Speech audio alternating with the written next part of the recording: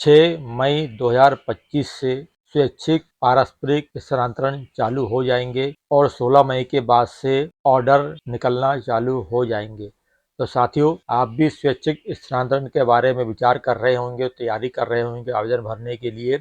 लेकिन क्या आप जानते हैं कि आप स्वैच्छिक स्थानांतरण के बारे में सोच रहे हैं और हो सकता है कि आप ही अतिशेष की श्रेणी में आ जाए। तो साथियों, सबसे पहले हमें यह देखना है कि कहीं हम अतिशेष तो नहीं है, और यदि हम स्वैच्छिक स्थानांतरण चाह रहे हैं तो क्या हमारे पद के मान से जो शाला में आप स्थानांतरण चाह रहे हैं, क्या वहाँ पद खाली है या नहीं। तो साथियों, बस एक दिन बचा है, तो आप अभी से जान लीजिए क्या आप अतिशेष शिक्षक तो नहीं है, और आप जिस शाला में स्थानांतरण चाह रहे हैं क्या वहाँ पे आपके पद और विषय के मान से पद रिक्त है या नहीं। तो साथियों, यही आपको मैं बताने वाला हूँ कि आप अपने मोबाइल से, टैबलेट से ही अतिशेष और रिक्त पद की जानकारी कैसे देख सकते हैं। तो चलिए साथियों, ज्यादा देर न करते हुए वीडियो को प्रारंभ करते हैं।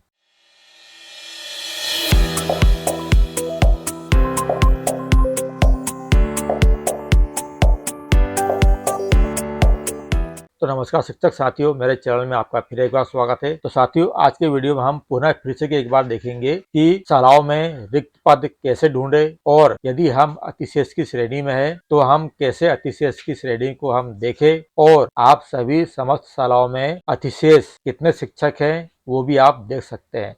तो चलिए साथियों, सबसे पहले हम जाते हैं अपने एजुकेशन पोर्टल 3.0 में, और यहाँ जाने के बाद में हम जाएंगे ट्रांसफर रिपोर्ट वाले ऑप्शन में। यहाँ पे हम क्लिक करते हैं। तो जैसे हम यहाँ पे क्लिक करते हैं तो हमारे सामने एक नया पॉपअप विंडो ओपन होता है। यहाँ पे लिखा आता है व्यू वैकेंट पोस्ट, मतलब यहाँ से हम रिक्त पद की जानकारी देख सकते हैं, और यहीं से हम यदि कोई शिक्षक या आप अतिशेष में है तो वो भी हम यहाँ से देख सकते हैं। तो कैसे देखेंगे साथियों, अब आपको मैं विस्तार से बताना शुरू करता हूँ। यदि आपने अभी तक ये देखा नहीं है या आपको जानकारी नहीं है तो आप यहाँ से आप पूरी जानकारी ले सकते हैं। तो चलिए मैं यहाँ पे सबसे पहले इस टैब को ओपन करता हूँ। जैसे हम यहाँ पे ओपन करते हैं तो हमारे इस प्रकार से एक नया पेज ओपन होता है। यहाँ पे लिखा है view vacant post detail by OIS code by filter के द्वारा, और यहाँ पे लिखा है 17/2025। तो यहाँ से हम फिल्टर लगा के भी हम देख सकते हैं या हम समस्त शालाओं की जानकारी एक बार में देख सकते हैं। तो कैसे देखेंगे साथियों, चलिए मैं आपको बताना शुरू करता हूँ। साथियों, इसके लिए मैं अपने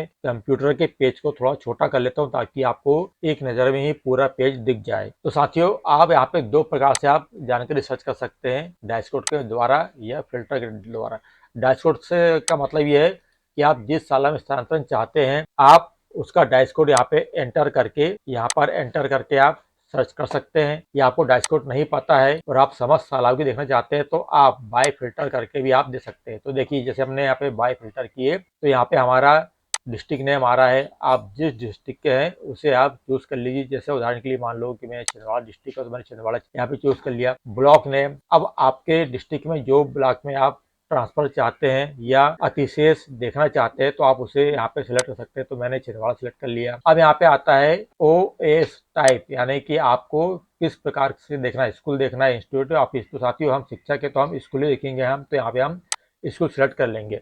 अब इसके बाद उस स्कूल की कैटेगरी क्या है, क्या वो प्री प्राइमरी है, मिडिल स्कूल है, हाई स्कूल है या हायर सेकेंडरी है, वो हम यहाँ देख सकते हो। साथियों, आप देखिए यहाँ पे उस पर्टिकुलर ब्लॉक जिसे आपने चूज किया है तो वहाँ पे उस स्कूल कैटेगरी में कितनी शालाएं वो यहाँ पे दिखा रहा है। जैसे कि HSS यहाँ पे 33 दिखा रहा है, PS 34, MS 35, HS 36 और JSK मतलब जन शिक्षा केंद्र 37 बता रहा है यहाँ। तो चलिए, यदि मान लीजिए कि आप PS देखना चाहते हैं, उदाहरण के लिए मान लीजिए जैसे आप वर्ग 3 के जनरल कैटेगरी के हैं और आप प्राथमिक शालाओं में देखना चाहते हैं रिक्त पद, तो आप PS सिलेक्ट कर लीजिए और यहाँ पे आपको उस शाला का कोड मिलेगा। तो आप या तो कोड से देख लीजिए या आप उस शाला को आप यहाँ पे क्लिक कर लीजिए। तो चलिए, यहाँ पे समस्त PS शाला यहाँ पे ओपन हो चुकी है।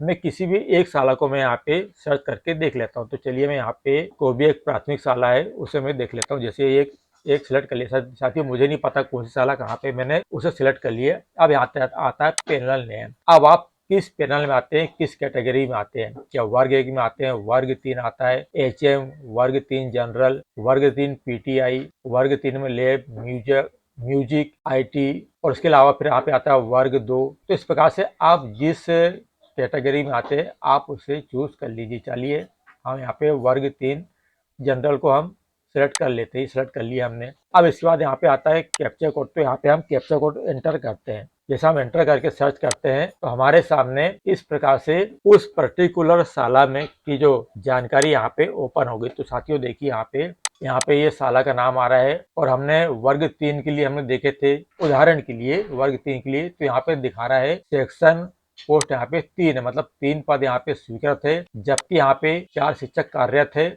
और आप देख सकते हैं यहाँ पे सरप्लस अतिशेष जो यहाँ पे एक शिक्षक यहाँ पे अतिशेष में है। इस प्रकार से हम यहाँ पे देख सकते हैं। अब साथियों चलिए बात करते हैं अपन, ये तो हो गया सरप्लस देखने के लिए। अब हम बात करते हैं क्या उस ब्लॉक में कितनी शालाओं में उस पद के मान से पद रिक्त है, हम इसे पता लगाते हैं। तो चलिए साथियों अब हम यहाँ पे कर लेते हैं। यहाँ पे उस ब्लॉक की समस्त शालाओं में हमें देखना है कि रिक्त पद है नहीं, तो इसके लिए हम यहाँ पे ऑल पे क्लिक करना पड़ेगा। तो यहाँ पे क्या है कि उस ब्लॉक की समस्त शालाएं यहाँ पे खुल जाएगी और हमारी जो कैटेगरी पैनल जिस पैनल के हम है उसे सिलेक्ट रहने दीजिए। यदि आप वर्ग 3 के तो वर्ग 3 जनरल कर लीजिए, या आप वर्ग 2 के हैं, वर्ग 1 के हैं, किस विषय के हैं आप उसे सिलेक्ट कर लीजिए यहाँ पे और आप यहाँ क्लिक कीजिए। तो चलिए मैं तो वर्ग 3 ही रहने देता हूँ मैं। अब यहाँ पे हम कैप्चा कोड डालेंगे। हम ये हमने कैप्चा कोड डाल दिए और सर्च करते हैं। तो आप देखिए साथियों आज जैसा हम इसको ऊपर करते हैं तो यहाँ पे वर्ग 3 जनरल के संबंध में उस ब्लॉक में जितनी शालाएं हैं समस्त जानकारी यहाँ पर ओपन हो गई है। और आपको जो रिक्त पद देखना है कि किस शाला में रिक्त पद है, तो आपको इसके लिए यहाँ पे जाना पड़ेगा व्यू वैकेंट पोस्ट। यहाँ पे जाएंगे तो आप देखेंगे जैसा आप उसे ऊपर करेंगे तो आपको यहाँ पे रिक्त पद नजर आएंगे और उसके साथ में आपको अतिशेष भी नजर आएगा। तो साथियों यहाँ पे देखिए यहाँ पे एक लिखा, मतलब कि इस शाला में यहाँ पे ये एक जो है वो अतिशेष है। ऐसे यहाँ भी है कि ये अतिशेष है, ये अतिशेष है। अब हम चलिए रिक्त पद देखते हैं यहाँ पे आगे में। तो यहाँ पे देखिए साथियों इस शाला में यहाँ पे ये रिक्त पद बता रहा है कि 4 यहाँ पे पद स्वीकृत है, 3 यहाँ पे कार्यरत है, तो यहाँ पे 1 की जरूरत है। इसी प्रकार से यहाँ भी देखिए इस शाला में 2 पद स्वीकृत है, 1 कार्यरत है, 1 की यहाँ पे आवश्यकता है। चलिए और देखते साथियों, ये यहाँ देखिए यहाँ पे भी लिखा है कि 2 पद स्वीकृत है, 1 कार्यरत है, 1 पद रिक्त है। इस प्रकार से यहाँ भी देखिए साथियों। तो साथियों ये आपको मैं केवल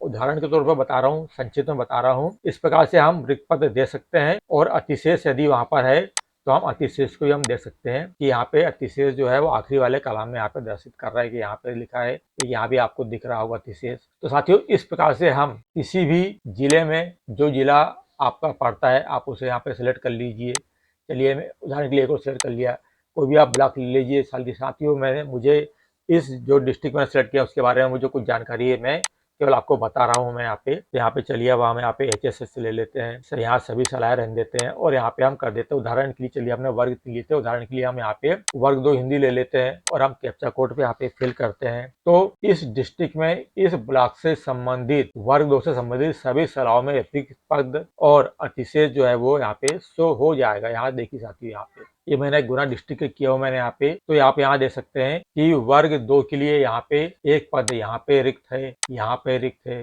ये यहाँ रिक्त है, ये यहाँ पे रिक्त है साथियों। और यदि इसी में यदि यहाँ पे कोई अतिशेष है तो उसकी जानकारी भी हमें यहाँ पे मिल जाएगी। तो साथियों यहाँ पे मैंने पेज केवल 50 पेज लिया था, चलिए मैं 100 लेके देखता हूँ मैं। तो साथियों यहाँ पे केवल जो है हायर सेकेंडरी में केवल गुना में इस ब्लॉक में ये जो ब्लॉक लिखा है यहाँ पे इस ब्लॉक में केवल 8 शालाएं ही यहाँ पर हायर सेकेंडरी है। तो यहाँ पे रिक्त पद बता दिया और यहाँ पे अतिशेष कोई नहीं है, यह भी यहाँ पे हमें मालूम पड़ गया।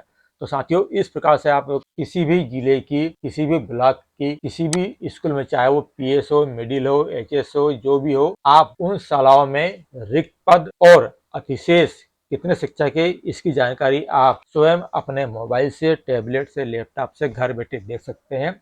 और साथियों यदि आप स्थानांतरण चाहते हैं तो सबसे पहले आप ये देख लीजिए कि आप अतिशेष तो नहीं है। कुल मिलाकर उद्देश्य है कि आप अतिशेष है या नहीं। यदि आप स्थानांतरण चाह रहे हैं तो आप जिस ब्लॉक की जिस शाला में स्थानांतरण चाह रहे हैं पहले आप उसे इस पेज के माध्यम से देख लीजिए क्या वहां पे आपके पद और विषय के मान से पद रिक्त है या नहीं, तभी आप आवेदन कर लिए। और यदि आपकी चाहेगी शाला में रिक्त पद नहीं है तो आप उस ब्लॉक की समस्त शालाओं में रिक्त पद आप देख सकते हैं। और रिक्त पद देखने के बाद में आप वहां का डाइस कोड और उस जो पद है पोस्ट कोड वो भी आप नोट कर लीजिए, संकुल नोट कर लीजिए, ताकि आपको आवेदन भरते समय दिक्कत ना आए, आपको ढूंढने की आवश्यकता ना पड़े। तो इस प्रकार से आप जानकारी पहले से ही तैयार कर लीजिए क्योंकि अब समय बहुत कम बचा है। जहां तक 6 मई से ट्रांसफर ऑनलाइन चालू हो जाएंगे और 16 मई के बाद से आपके ट्रांसफर ऑर्डर भी निकलना चालू हो जाएंगे। जैसा मुझे जानकारी लगी है वैसा मैं आपको बता रहा हूँ। एक्चुअल स्थिति क्या है वो 6 तारीख को ही पोर्टल में मालूम पड़ेगी। तो साथियों आज के लिए इतना ही। जानकारी अच्छी लगी हो तो वीडियो को लाइक कीजिए, मेरे चैनल को सब्सक्राइब जरूर कीजिए। तो मिलते हैं अगले वीडियो में, तब तक के लिए आप सभी को मेरा नमस्कार।